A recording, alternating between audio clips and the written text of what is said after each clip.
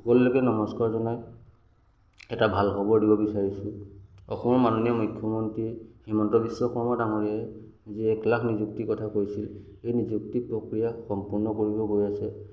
15 July 2024 তাৰিখে মুঠ 41 গৰাকী প্ৰাৰ্থী নিযুক্তি প্ৰদান কৰা হ'ব। সেই সম্পৰ্কে মই সকলোখিনি তথ্য দিয়াই হৈছে, ইয়াতে আপোনালোকে চাই ল'ব।